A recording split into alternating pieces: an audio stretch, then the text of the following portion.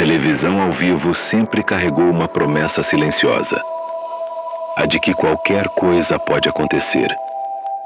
E talvez seja exatamente isso que a torna tão perigosa. Porque quando uma transmissão começa, não existe roteiro capaz de controlar totalmente o que vem depois. Não existe corte. Não existe edição. Não existe tempo para apagar o inesperado. E quando algo dá errado diante das câmeras, o mundo inteiro assiste junto. Ao longo da história, alguns programas, coletivas e coberturas jornalísticas captaram momentos que jamais deveriam ter sido vistos em tempo real. Momentos em que a televisão deixou de ser apenas um meio de informar e se transformou em testemunha de algo perturbador. Pessoas comuns assistiam de casa sem imaginar que, em poucos segundos, presenciariam cenas que ficariam marcadas para sempre na memória de quem viu. Momentos reais, momentos sem ensaio, momentos em que ninguém no estúdio, ninguém atrás das câmeras e ninguém do outro lado da tela parecia preparado para o que estava prestes a acontecer. No vídeo de hoje, você vai ver 3 transmissões de TV que registraram acontecimentos chocantes ao vivo. 3 casos reais. 3 momentos em que tudo saiu do controle diante das câmeras. E conforme avançamos, os casos ficam ainda mais pesados. Mas antes de chegarmos ao momento mais perturbador desta lista, precisamos voltar para 1984, para um aeroporto, para uma equipe de televisão posicionada diante de uma escolta policial, e para um homem que esperava em silêncio, enquanto as câmeras continuavam gravando. Em poucos segundos, aquela transmissão deixaria de ser apenas mais uma cobertura jornalística e se transformaria em uma das cenas mais chocantes já registradas pela televisão ao vivo. Esse é o caso de Gary Plauché. Algumas histórias não começam com violência. Começam com confiança, com a sensação de que tudo está normal, de que seu filho está seguro, de que as pessoas ao redor são confiáveis, de que nada realmente terrível poderia se esconder dentro de uma rotina tão comum. No início de 1984, em Baton Rouge, Louisiana, a vida da família Plauché parecia seguir esse roteiro silencioso de sempre. Uma família comum, uma cidade comum, e um garoto de apenas 11 anos chamado Jody Plauché, que frequentava aulas de karatê com um homem que, por fora, parecia ocupar apenas mais um papel de confiança na vida dele. Esse homem era Jeffrey Doucet. Tinha 25 anos e, para quem olhava de fora, ele não parecia ser o tipo de ameaça que faria uma família entrar em colapso. Mas muitos dos casos mais perturbadores da vida real começam exatamente assim, sem alarde, sem sinais óbvios e sem que ninguém perceba o que está acontecendo até que já seja tarde demais. Com o passar do tempo, aquilo que parecia uma relação de proximidade e confiança escondia algo muito mais sombrio. Segundo os relatos que vieram à tona depois, Doucet vinha abusando sexualmente de Jody em segredo. Não diante de estranhos, não em um beco escuro, mas por trás da aparência de alguém que já havia conseguido entrar no cotidiano da vítima e, de certa forma, baixar a guarda de todos ao redor. E é justamente aqui que esse caso se torna ainda mais inquietante. Porque quando um predador se aproxima de uma criança, ele raramente chega com a aparência de um monstro. Ele chega como alguém conhecido, como alguém aceito, como alguém que parece inofensivo o bastante para permanecer por perto sem levantar suspeitas. Por um tempo, foi exatamente isso que aconteceu. Até que, em fevereiro de 1984, a situação ultrapassou qualquer limite imaginável. No dia 14 de fevereiro, Jeffrey Doucet sequestrou Jody Plauché. De uma ameaça escondida dentro da rotina, ele passou a ser o centro de um desaparecimento real. E de uma hora para outra, O que antes já era um pesadelo silencioso se transformou em uma corrida desesperada para encontrar um menino de 11 anos que havia sumido com um adulto em quem, até então, existia algum grau de confiança. Agora já não se tratava mais apenas de suspeitas ou de um perigo invisível. Jody havia sido levado para longe de casa, longe da família, longe de qualquer sensação de segurança. E enquanto a busca avançava, havia uma pergunta que consumia tudo ao redor daquela família. Até onde aquele homem seria capaz de ir? Jody foi levado até a Califórnia. E durante esse período, segundo as apurações do caso, os abusos continuaram. A dimensão real daquilo que estava acontecendo começou a se tornar ainda mais insuportável à medida que mais detalhes vinham à tona. Mas então aconteceu algo decisivo. Em um motel em Anaheim, Jody conseguiu fazer uma ligação para a mãe. Foi essa brecha, pequena mas crucial, que ajudou a localizar os dois. A polícia encontrou o garoto e prendeu Jeffrey Doucet no fim de fevereiro de 1984. Pouco depois, Jody foi devolvido à família. He's flown back home to Louisiana, where his family is waiting at the airport. As a parent in your position, did you learn anything from this? Just how much I love my children. Or maybe a little bit more protective or overprotective, I don't know.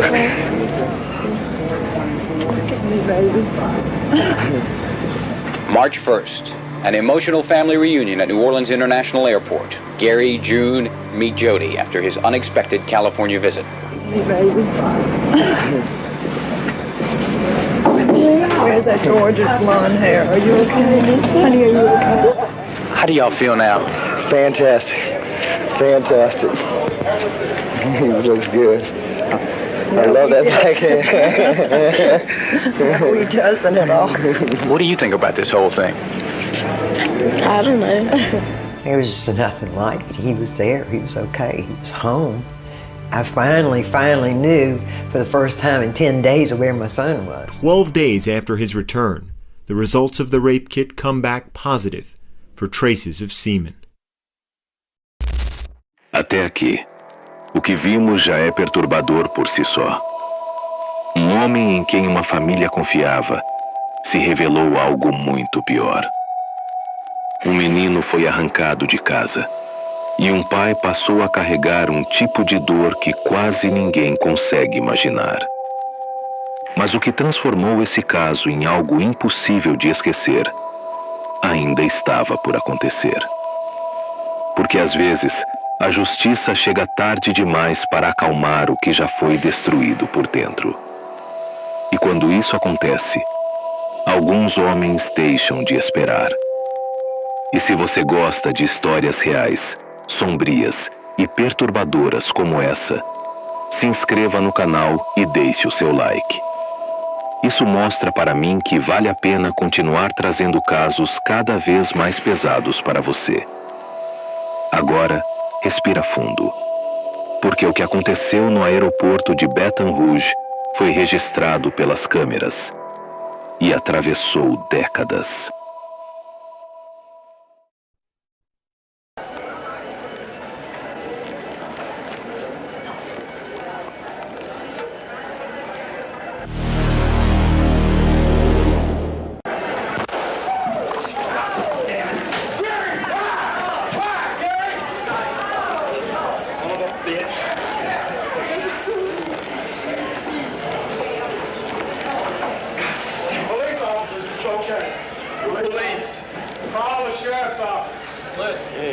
Somebody call the sheriff's office. Call the ambulance. Call the ambulance, Ed. Don't leave him in. Why don't you got to do this?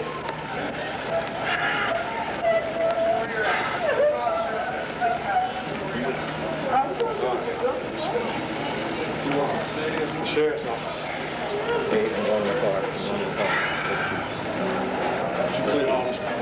appreciate that. You gonna shoot you? Yeah. Take off? No.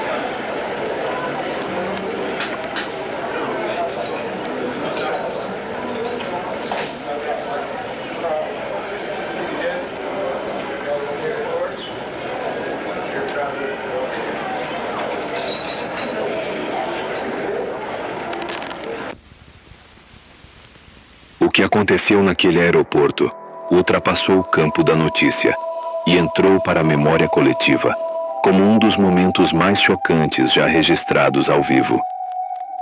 Não apenas porque houve um disparo diante das câmeras, mas porque, por trás daquele disparo, existia algo muito mais difícil de encarar. A percepção de que o mal já havia destruído demais antes mesmo daquele instante acontecer. Muitos não enxergavam apenas um homem armado, enxergavam um pai devastado. Um pai que descobriu que seu filho havia sido abusado, sequestrado e levado para longe por alguém em quem antes existia confiança. E foi exatamente aí que o caso dividiu opiniões de forma tão profunda. Porque do ponto de vista da lei, havia um limite claro. Mas do ponto de vista emocional, muita gente sentia que já não estava olhando para um ato racional, e sim para o colapso absoluto de um pai diante daquilo que fizeram com o filho dele. Um presidente havia sido assassinado. O país inteiro estava em choque.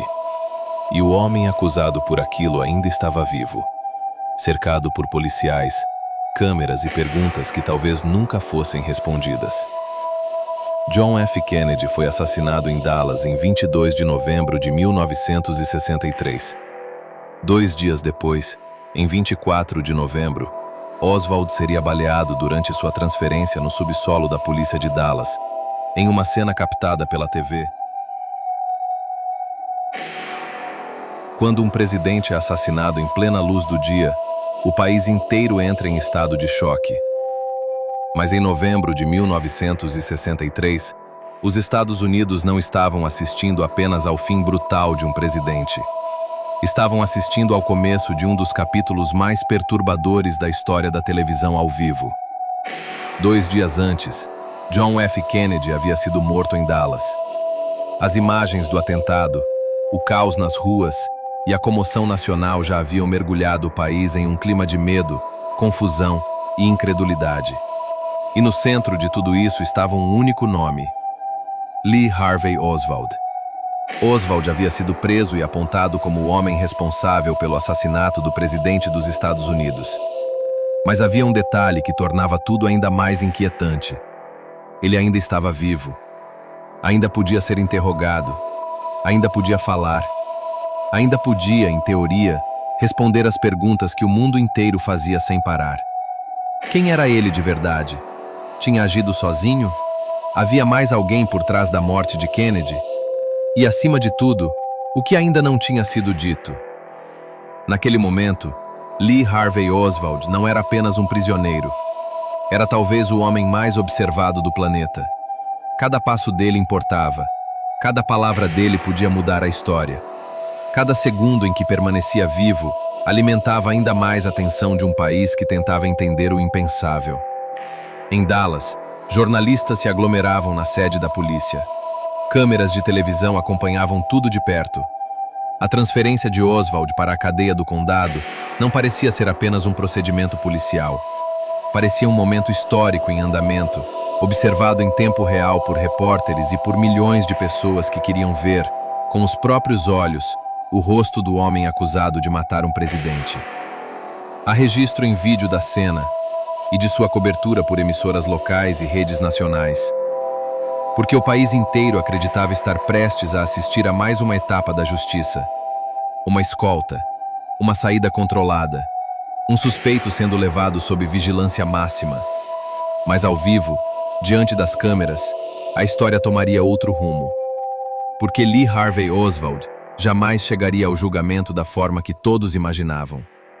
Antes que pudesse responder por completo, antes que o país encontrasse qualquer sensação de fechamento, e antes que muitas perguntas tivessem sequer a chance de ser exploradas até o fim, algo aconteceria em segundos.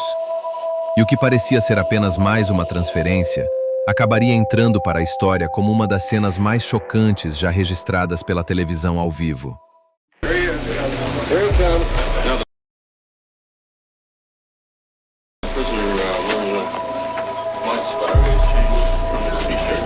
Let me have it. I want it. Being let out by Captain Fritz.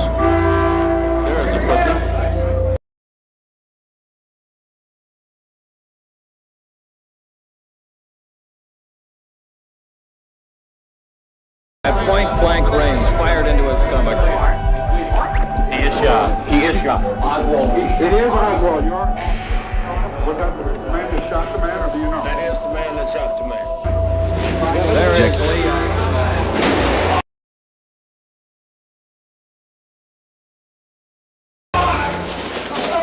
He's been shot. He's been shot. Lee Oswald has been shot. There's a man with a gun. Absolute panic. Absolute panic. Jack Ruby o baleou enquanto ele era conduzido, em um momento transmitido e amplamente registrado por câmeras presentes no local.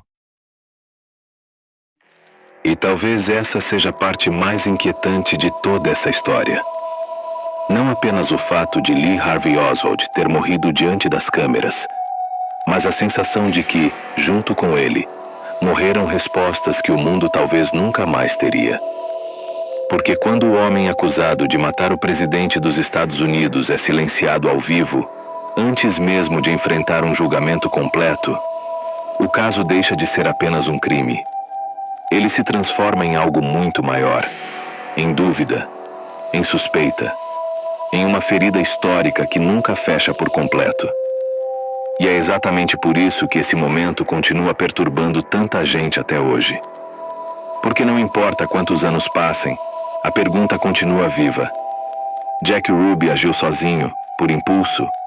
Ou Lee Harvey Oswald sabia coisas demais para continuar vivo? Eu quero saber o que você pensa. Comenta aqui embaixo qual é a sua teoria sobre esse caso. Você acredita na versão oficial? Ou acha que a morte de Oswald só tornou tudo ainda mais suspeito? E se você gosta de mergulhar em casos reais como esse, onde a verdade parece sempre escapar no último segundo, deixa o seu like e se inscreve no canal.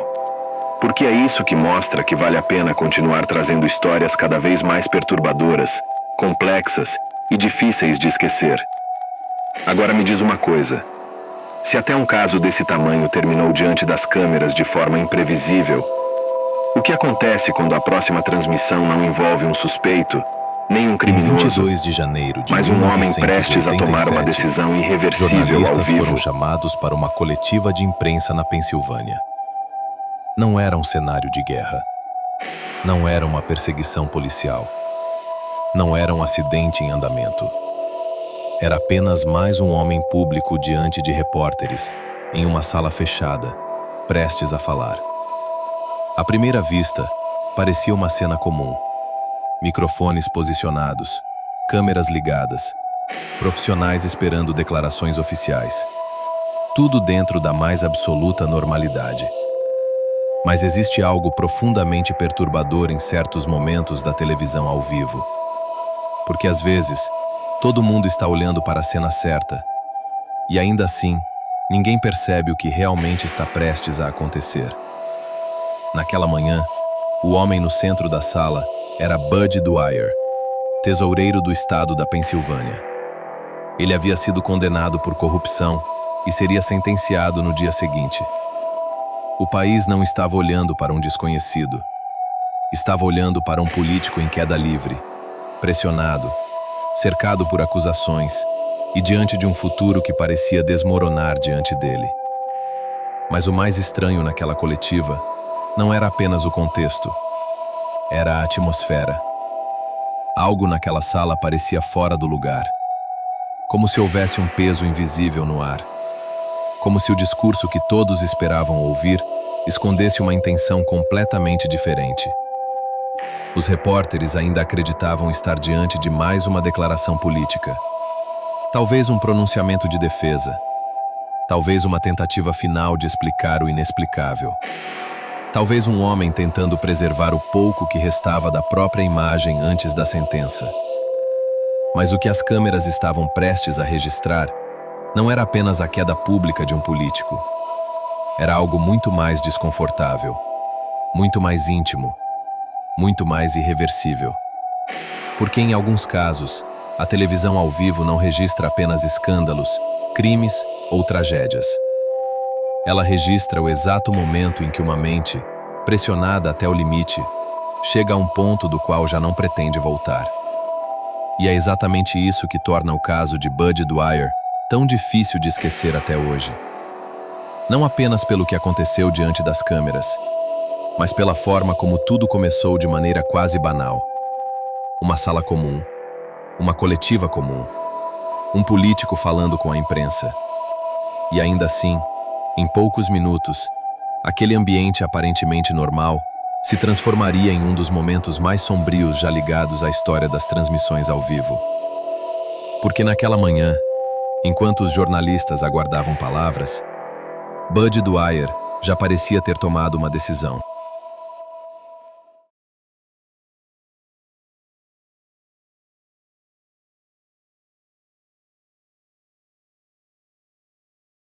I would also urge you and your media employers to work for the repeal of the death penalty, unless the test would be absolutely no doubt. I regret that on several occasions when I was a member of the legislature that I voted for the death penalty. As a result of what has happened to me, in this case, I am convinced that innocent people have been found guilty and have been executed. And 2 weeks ago, if you saw 60 Minutes, they discussed the Neil Ferber case in Philadelphia, where a person was convicted of murder and was on death row, and then was finally discovered he did not commit that murder. Perhaps what America needs most now is another Lincoln Steffens, an author who will write a best-selling book entitled The Shame of Our Law. As my political career draws to a close, I want to thank the people who made it possible, beginning with the good people of Crawford County, who in 1964 had the faith to elect a 24-year-old as the youngest member of the General Assembly, and then the people of Crawford, Mercer, and Eastern Erie counties, who in 1970 elected me to the state Senate. Thanks to the voters of Pennsylvania, who elected me treasurer in 1980. And I'm on the last page now, and I don't have enough to pass out, but Duke, I'll leave this here, and you can make copies for the people. There's a few extra copies here right now. I thank the good Lord for giving me 47 years of exciting challenges, stimulating experiences, many happy occasions, and most of all, the finest wife and children any man could ever desire. Now my life has changed for no apparent reason. People who call and write are exasperated and feel helpless. They know I'm innocent and want to help, but in this nation, the world's greatest democracy, there is nothing they can do to prevent me from being punished for a crime they know I did not commit. Some who have called have said I am a modern-day Job. Judge Muir is also noted for his medieval sentences. I face a maximum sentence of 55 years in prison and a $300,000 fine for being innocent. Judge Muir has already told the press that he, quote, felt invigorated when we were found guilty, and he plans to imprison me as a deterrent to other public officials. But it wouldn't be a deterrent because every public official who knows me knows that I am innocent. It wouldn't be a legitimate punishment because I've done nothing wrong. Since I'm a victim of political persecution, my prison would simply be an American gulag. I ask those that believe in me to continue to extend friendship and prayer to my family, to work untiringly for the creation of a true justice system here in the United States, and to press on with the efforts to vindicate me so that my family and their future families are not tainted by this injustice that has been perpetrated on me. We were confident that right and truth would prevail, and I would be acquitted, and we would devote the rest of our lives working to create a justice system here in the United States. The guilty verdict has strengthened that resolve. But as we've discussed our plans to expose the warts of our legal system, people have said, why bother? No one cares. You'll look foolish. 60 Minutes, 2020, the American Civil Liberties Union, Jack Anderson, and others have been publicizing cases like yours for years, and it doesn't bother anyone. At this point in time, is Bob Holsey here? Yes. Bob? Where's Greg? Come back here. Can you come up here? And where's Don Johnson? Can you come up, Don?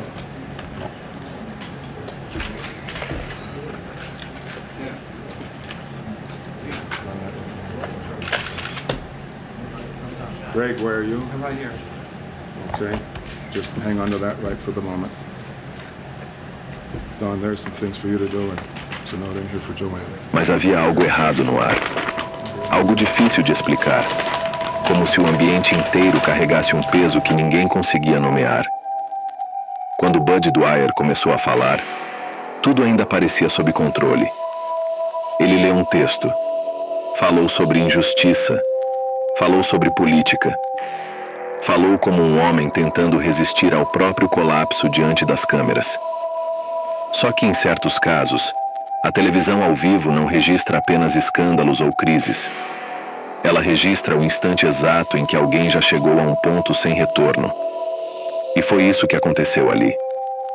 Em determinado momento, Dwyer tirou um envelope. Por alguns segundos, Ninguém entendeu o que estava acontecendo. Alguns pensaram que fossem documentos. Outros ainda tentavam acompanhar a lógica do discurso.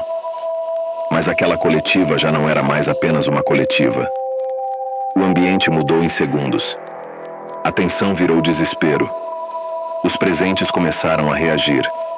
Houve gritos, tentativas de intervenção, choque. E as câmeras, que estavam ali para registrar palavras, acabaram registrando um dos episódios mais perturbadores já ligados à televisão ao vivo.